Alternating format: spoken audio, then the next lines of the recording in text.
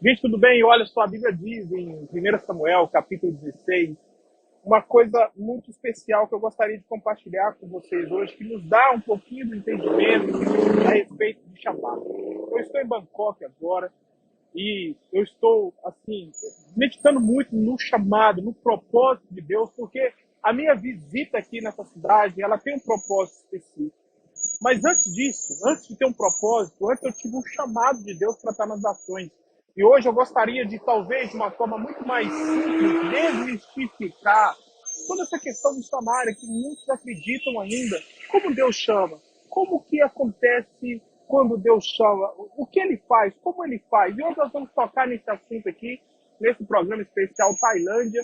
E eu quero poder, de alguma forma, trazer luz ao coração de você que se sente também chamado como eu, a estar em todas as nações da terra, pregando o evangelho como missionário, ou pregando o evangelho aonde Deus te chamar, porque todos os cristãos são missionários ou são impostores. Essa frase é de Spurgeon. Gente, não tem como você fugir do chamado missionário. O que acontece é que muitas pessoas, infelizmente, as pessoas têm uma visão errada do trabalho e do chamado missionário. Eu acho que o chamado missionário é apenas para muito poucas pessoas, quando na verdade o chamado missionário é para todos, porque todos os cristãos que realmente entendem aquilo que Jesus Cristo fez, sabem literalmente o valor que foi o sacrifício de Jesus por eles, essas pessoas estão já aptas a cumprirem com o propósito de pregar o evangelho em vários lugares, como lugares que eu estou aqui agora. Estou em Bangkok, estamos sempre na capital de Bangkok. E eu gostaria de abrir a Bíblia e pedir vocês também para que abram por vocês, por favor, a Bíblia de vocês,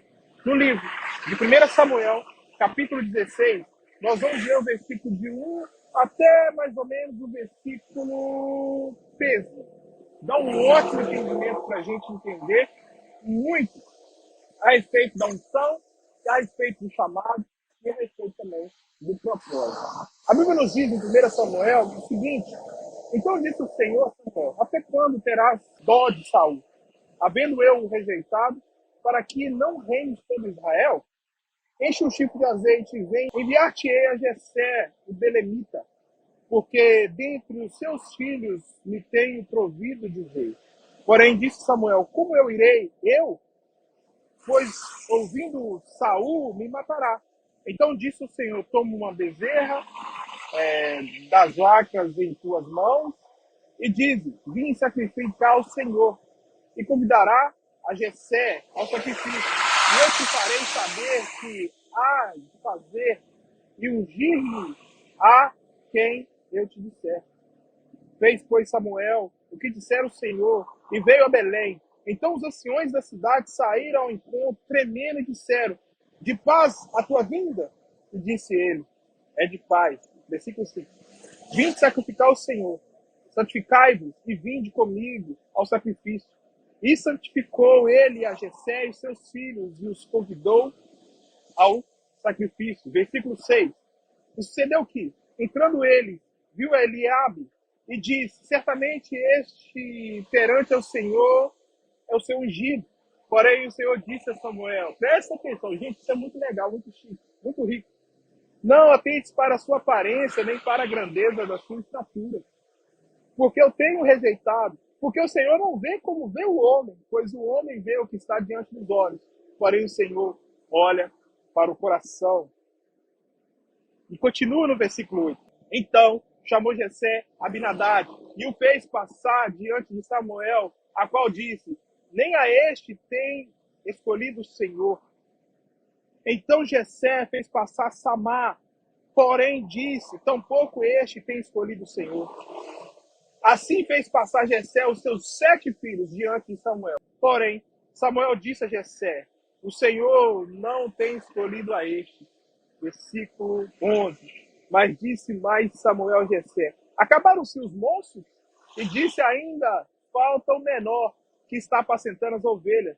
Disse, pois, Samuel a Jessé: manda chamá-lo, porquanto não nos assentaremos até que ele venha até aqui. Então mandou chamar e fez-o entrar. E era ruivo e formoso, de semblante e de boa aparência. E disse o Senhor: levanta-te e unge, porque este mesmo. Então Samuel tomou um chico de azeite e ungiu no meio dos seus irmãos. E desde aquele dia, o Espírito do Senhor se apoderou de Davi. Então Samuel se levantou e voltou a Ramá. Gente, isso é muito interessante, porque aqui nós vemos uma história a respeito de ungido do Senhor. E quando nós vemos o ungido do Senhor, a gente geralmente tem algumas objeções que não são tão claras a respeito da questão da unção. Como que Deus faz para ungir uma pessoa de fato? Aí pensa comigo algo muito interessante.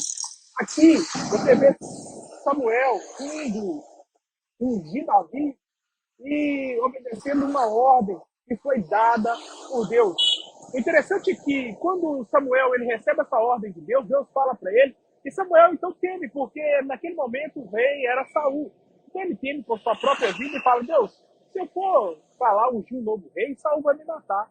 E Deus então bola um plano junto com Samuel para que ele possa ir então até Jessé e então ungir o novo rei da casa de Jessé. Então quando Samuel chega na casa de Jessé, em Belém, a Bíblia nos fala algo muito interessante que muitas pessoas, às vezes, elas deixam de atentar para isso. A Bíblia nos diz que quando ele chegou lá, primeiro os anciões da cidade vieram com ele e perguntaram, Samuel, você veio em paz? Gente, isso é muito rico, muito interessante, porque naquele momento Samuel vira para os anciões e falam assim, sim, eu vim em paz. Algumas traduções dizem que são os líderes ou as autoridades da cidade, essa tradução aqui fala que são os anciões, mas o que aconteceu depois? Samuel fala com eles assim, olha, só purifiquem e venham comigo. Então aqui a gente já quebra algumas objeções de que quando Samuel ungiu Davi, ele não estava apenas na frente de toda a sua família, dos seus irmãos e do seu pai. Ele também estava na frente das autoridades importantes da cidade. Isso é muito interessante porque quando Deus ele unge alguém, separa alguém para um chamado específico, para um propósito específico, Deus faz questão de fazer isso na frente das pessoas. Eu sei que existem coisas que Deus dá no secreto.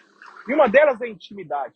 Mas quando Deus unge alguém e Deus destina essa pessoa a fazer um propósito, dá a essa pessoa um chamado, isso sempre é ali no público, é para o máximo de pessoas, é para as outras pessoas verem, e aqui nós vemos que até mesmo para a autoridade. Isso é legal de entender, por quê? Porque Deus ele não está em procura de ungir pessoas para ficar apenas ali escondido. Deus ele não está em procura de oferecer, ou na verdade, Deus não está à procura de ungir pessoas para que essas pessoas sejam missionárias dela mesma. Porque existem muitas pessoas que são ungidas de Deus, mas continuam escondidas. E o que Deus está fazendo aqui é o seguinte, olha só, eu vou ungir o novo rei, mas eu quero que você unja esse novo rei não apenas na frente de toda a família dele. Eu quero que você unja esse novo rei também na frente de toda a autoridade de Belém. E é isso que aconteceu quando Deus ungiu e separou Davi para ser rei de Israel. Então Davi, quando ele recebeu o chamado de Deus, ele estava ali na frente de toda a família, estava ali na frente de Jessé e estava ali na frente também de toda a autoridade.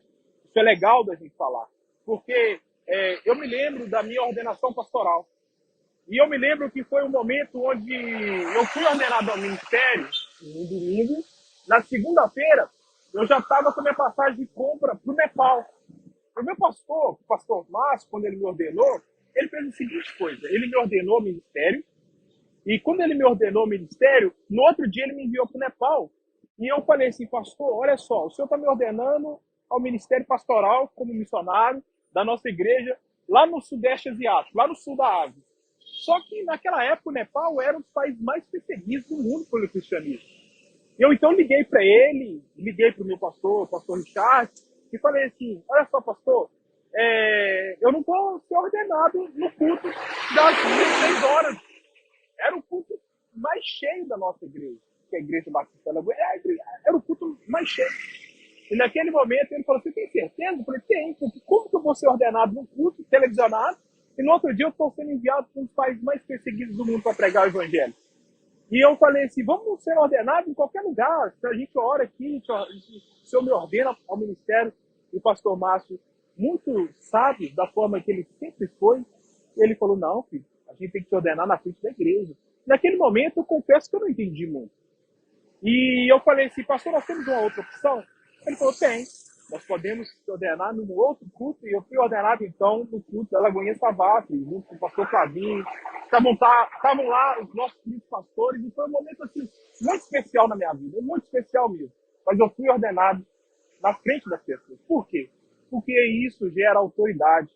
Isso faz com que a igreja entenda que eu sou missionário, ordenado por Deus e ungido por Deus para fazer esse trabalho. Isso mostra que os nossos pastores, a minha liderança, ela estava ciente de que eu estava fazendo trabalho missionário com a igreja no Nepal ou em qualquer lugar onde eu colocar a planta dos meus pés, onde Deus me enviar. Isso mostra que eu tenho uma liderança. Isso mostra que eu estou indo, mas eu não estou indo sozinho. O que Deus estava fazendo aqui com Davi era mostrando para as pessoas que ele havia escolhido Davi. Gente, quando Deus chama, Deus não chama no secreto. Olha, tudo bem, existem momentos que você está no secreto e Deus começa a ministrar no seu coração e te mostrar um pouquinho a respeito do seu chamado. Mas, na maioria das vezes, Deus vai te chamar, Deus vai mostrar para as outras pessoas que Ele está te chamando, porque ninguém é missionário dele mesmo. Você já viu um missionário que fala assim, ó, a minha missão é salvar a minha própria vida? Isso não é missionário, isso é um egoísta. A nossa missão não é para mim. A nossa missão ela não foi feita para me salvar a minha vida. Eu não tenho essa capacidade de me salvar. Falar, poxa, eu vou gastar agora um tempo me salvando. Gente, isso não existe. A nossa missão envolve outras pessoas. E se você vive uma vida pensando apenas em você, você talvez é a pessoa mais egoísta que eu conheço. Porque existe no mundo hoje milhões de pessoas que nunca ouviram falar do Evangelho. Nós temos quase 4 bilhões de pessoas para serem alcançadas no mundo ainda. Então, se nós, como cristãos, nós não entendemos que Deus vai ungir a gente na frente de outras pessoas, mas esse propósito, o chamado que Deus tem pra gente, a unção que Ele tem para nós é para outras pessoas, meu irmão, minha irmã, nada vai acontecer. Eu conheço pessoas que têm pavor de público. Eu conheço pessoas que, assim, não podem de forma alguma ficar na frente de uma plateia, de uma igreja, de nada, que essa pessoa tem um pavor. Aliás, um dos maiores medos do brasileiro está entre os 10 maiores medos, se eu não me engano, é o primeiro ou o segundo medo, é falar na frente de outras pessoas. Então, o que eu quero dizer para você, meu querido irmão, e o que eu quero dizer, meu querido irmã, que sempre me assiste aqui no nosso programa Povos da Terra? Quero dizer que Deus, Ele está à procura de pessoas que Ele possa mostrar para outras pessoas que Ele tem um propósito na vida delas. Eu quero dizer que, em relação a chamado, você não é chamado para você mesmo. E se você não entender isso, você vai ficar no mesmo lugar, da mesma forma, e você, de forma alguma, vai seguir com os planos que Deus tem para sua vida. E o último ponto que eu quero dizer é algo que todo mundo fala, que quando Samuel foi ungir Davi estava atrás das malhadas, ele estava atrás do curral. Meu irmão, minha irmã, eu quero dizer para você, e para finalizar esse programa especial Povos da Terra, a seguinte coisa. Não importa o local onde você está, o olhar de Deus ele é suficiente para alcançar você, escolher você e enviar você. Então, isso serve para aquelas pessoas que às vezes falam, poxa, eu estou tão escondido, eu estou tão afastado, eu estou tão longe das grandes pessoas, das pessoas que eu acho que são pessoas legais, que Deus nunca vai fazer nada na minha vida. Esquece. Quando se trata de chamado, isso não faz nenhum sentido. Porque não importa o local, importa com quem. Importa com quem. Eu te pergunto, você é chamado por Deus? Você se sente chamado por Deus? Então eu te falo, quebre no seu coração qualquer sentimento de solidão e qualquer sentimento de achar que você vai ser chamado para continuar no mesmo lugar que você está e viver na vida somente para você.